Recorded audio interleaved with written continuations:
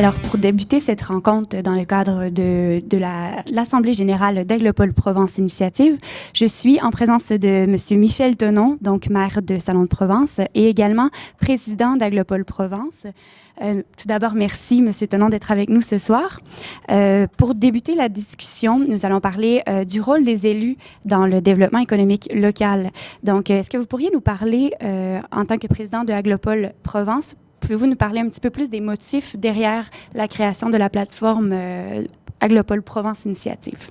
Oui, bah écoutez, les motifs et les éléments de réponse, ils sont doubles, puisque votre question est double. Alors, le rôle des élus, je crois le rôle des élus dans le développement économique, il peut se situer à plusieurs niveaux. On l'a vu à travers la plateforme d'initiative locale. L'idée essentielle, c'est comment, dans une période difficile, ou même dans d'autres périodes, permettre la création d'entreprises. Et à partir de là, le meilleur moyen, c'est d'abord de financer, d'aider ceux notamment qui ont un projet et qui pensent pouvoir concrétiser une idée, comment les faire passer de l'idée au projet, du projet à sa réalisation. Et puis finalement un peu une boîte à outils permettant ce passage-là, accompagné de professionnels. Et la communauté d'agglomération ou les élus, leur rôle, ce n'est pas d'agir comme des professionnels, puisque je crois que ce qui est intéressant dans le dispositif, c'est que ce soit des professionnels qui conseillent ceux qui vont devenir eux-mêmes des professionnels, notamment qui vont créer leur entreprise. Dans le rôle des élus, en l'occurrence, c'est de créer les conditions de l'installation d'API, donc la création institutionnelle, et puis d'apporter des financements, puisqu'on sait bien que dans ce genre de domaine, et notamment dans la création de la micro-entreprise ou de la reprise d'activité, eh bien c'est la question financière et c'est l'effet d'entraînement qu'aura la participation publique de ces financements pour permettre là aussi d'accompagner tous ces projets.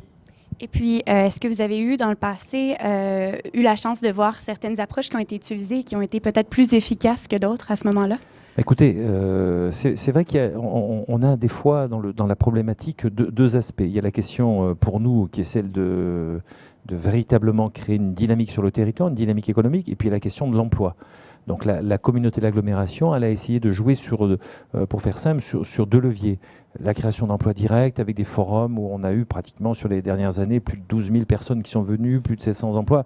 Donc on a des outils qui sont initiés. Et puis dans cet emploi, il y a vraiment ce qui nous semble devoir être l'avenir de notre territoire. C'est pas l'emploi public. Je crois que la vraie richesse de nos territoires, c'est la création d'entreprises, c'est l'artisanat.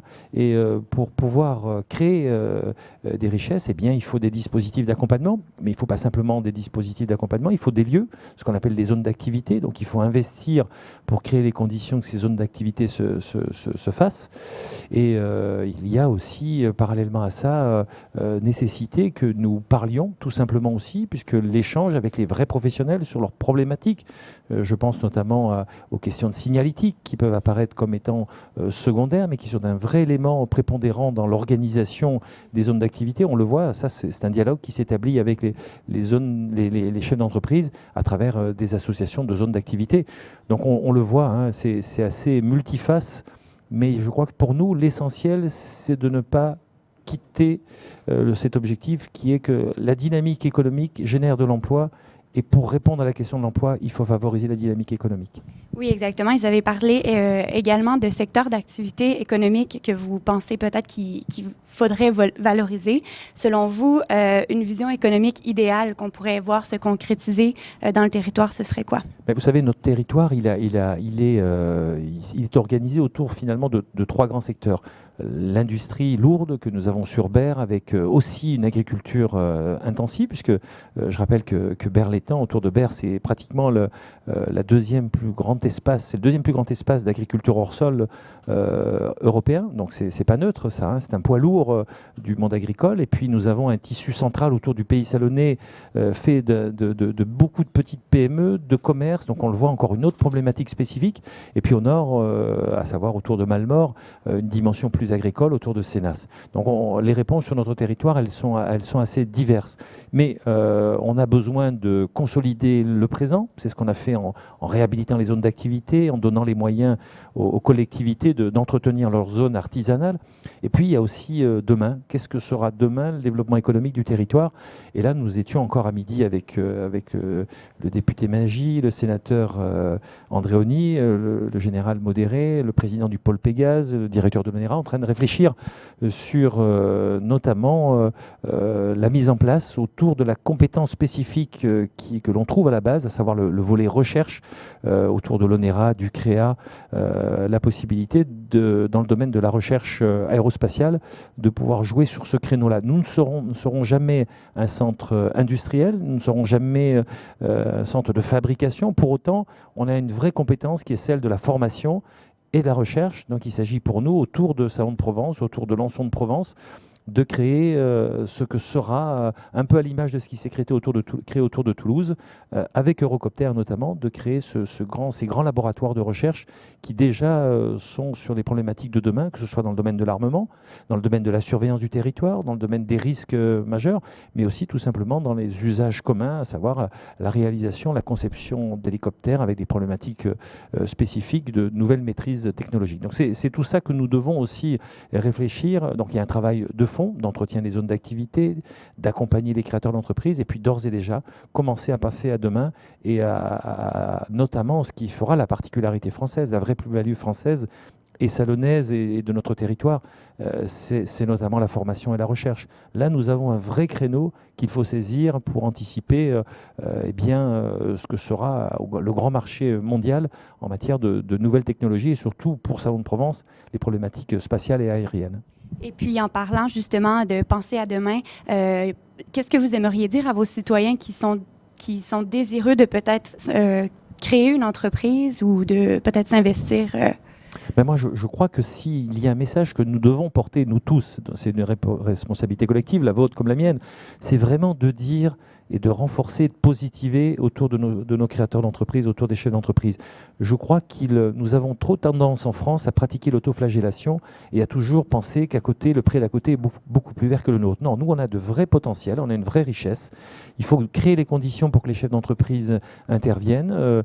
Je pense qu'on est bien loin des problématiques du 440 et toute une série de scandales qui peuvent apparaître, notamment sur le financement des hauts dirigeants. Je crois qu'un chef d'entreprise doit bien gagner sa vie, c'est normal, il prend des risques, on doit lui créer les conditions qu'il puisse effectivement faire développer son entreprise, parce que immanquablement, forcément, la création d'entreprise, c'est à travers les PME qu'elle se situe et surtout pas à travers l'emploi public, mais l'emploi public étant un élément du dispositif. Mais en tous les cas, il faut que nous valorisions toutes celles et ceux qui s'investissent sur notre territoire et qui prennent des risques. Ça, c'est important. Et que là aussi, nous puissions les soutenir pour qu'ils ne soient pas seuls confrontés à des difficultés qui sont celles de la concurrence internationale.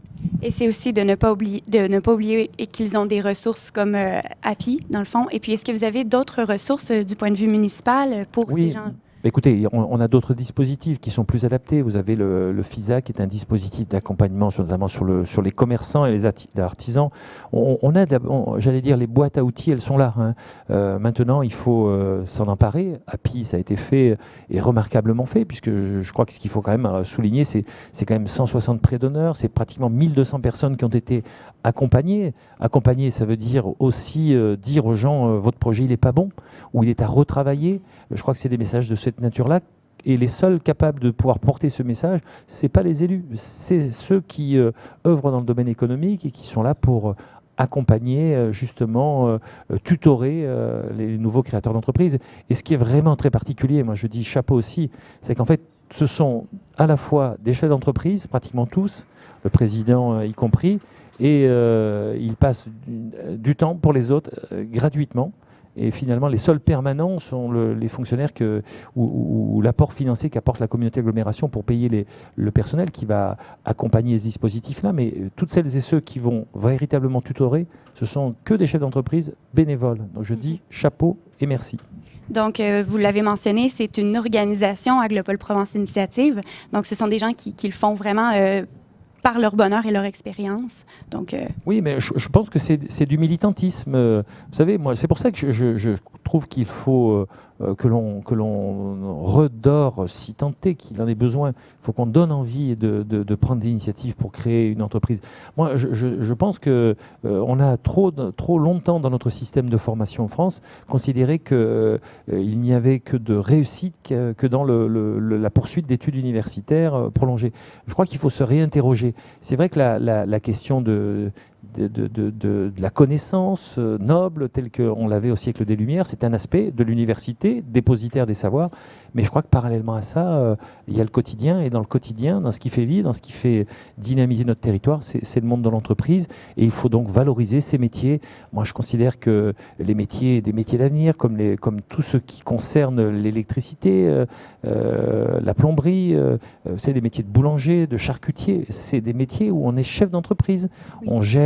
On peut gérer son emploi du temps, on va gérer ses commandes, on va retirer du bénéfice de ce qu'on a mis dans donc l'avenir est vraiment dans les PME, les petites entreprises également. Je crois que c'est l'avenir du pays salonnais, mais l'avenir de la France, tout simplement. Oui. Merci beaucoup, Michel Tenon, pour cet entretien avec vous. Merci. Donc, c'était Michel Tenon, maire de Salon-de-Provence et également président d'Aglepop.